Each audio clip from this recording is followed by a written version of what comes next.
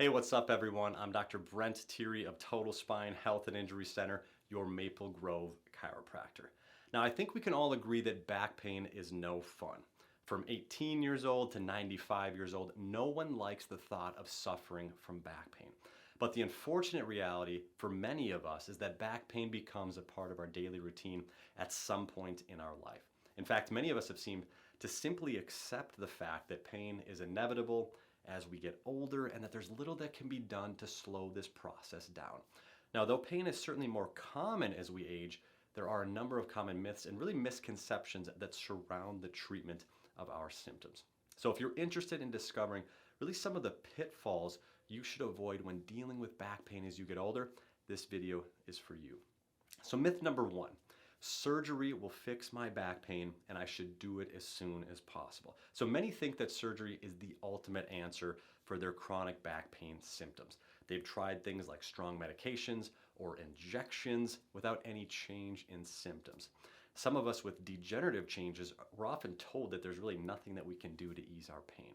And it's easy to get frustrated, especially when the back pain or the neck pain that we're feeling starts to hinder our lifestyle and get in the way of things that we like to do. So in these cases, it's tempting to jump to more invasive procedures like surgery as the only answer for our condition. But unfortunately, it's estimated that roughly 20% of spinal fusions result in failed back surgery syndrome. So the truth is, there are really a number of effective treatment methods that don't rely on drugs and surgery. Lifestyle modification, exercise and stretching routines, physical therapy, and chiropractic treatment, they're all viable options to try before you head under that knife. Now, you want to start easy with activities and build up from there. Get your body moving by engaging in light physical activity and visit a chiropractor for a thorough evaluation of your spine.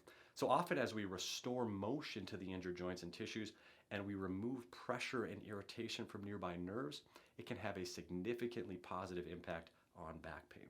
Now, myth number two when dealing with back pain is you should move the injured area as little as possible. Prolonged bed rest, it sounds appealing, especially when we don't feel our best, but the thought behind it is outdated. Now, there was a time when we thought that the best way for the body to heal was to immobilize it. And though that was well intentioned, this approach proved to have a negative effect on healing times as well as healing outcomes. So when a joint is healing, it's important that the injured structures receive the proper components for repair. When we continue to move, it aids in circulating the vital nutrients our body needs for healing. Now, it doesn't mean that we act like we're not injured at all, but rather that we simply modify some of our activities to allow our body to heal while remaining active and mobile. So a more effective approach to treatment after an injury is to, number one, modify our daily activities to reduce any additional stress to the injured area. Number two, rest, but for short periods.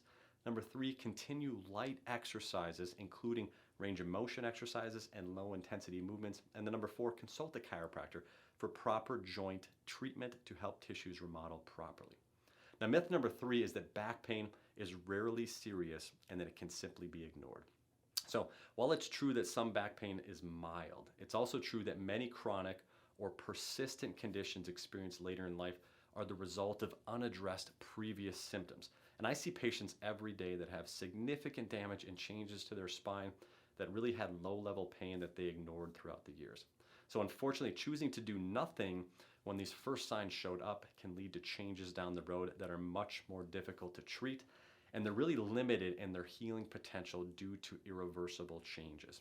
Now, another reason to not ignore back pain is that it also might be a sign of other conditions that aren't necessarily musculoskeletal in nature. So things like kidney problems, hormonal balances, gastrointestinal issues, reproductive system issues, they can all create back pain referral patterns. So that's why it's important. An exam and an assessment can help determine the underlying cause of your symptoms, and then the best treatment approach can be recommended from there. Now, myth number four is that I should wear a back brace or a belt as much as possible if I want to recover faster. Now, though back belts can offer some support and relief in the short term, they are not the long-term solution. They can often prolong symptoms and hinder optimal healing. When the musculature of the back isn't allowed to move properly, it can alter the long-term flexibility in the healed tissues, and then continual use of that back brace can also lead to weakened lower back and core muscles that become deconditioned over time. Now, finally, myth number 5 is that I can just stretch and exercise my back and neck pain away. Now, we can all agree that stretching and exercise is good. Mobility, flexibility, and strength, they are integral parts of healing. But just like a car that is out of alignment, you don't fix it by driving it. You fix it by correcting the underlying misalignment. So diving right into physical therapy, exercise, or stretching routines, it may seem like the fastest way back to feeling great, but often it rarely gets to the root of the problem. In fact, aggressive treatment options can often flare up symptoms and end up making things worse. So visit with a qualified chiropractor for an evaluation of your spine that will focus on the mobility of each spinal segment. Often the muscle tightness, the pain, the weakness, they are the body's response to underlying joint dysfunction and nerve irritation. So when we remove that interference, the body can heal properly, and the stretches and the exercises, they become even more effective. So at Total Spine Health and Injury Center, we're committed to providing pain relief solutions through specific and effective chiropractic treatment. And there are natural, there are safe, and there are non-invasive ways to restore your back to optimal health and function. And we can help make your back pain, your neck pain, really a thing of the past. So thanks for watching. We'll see you all in our next video.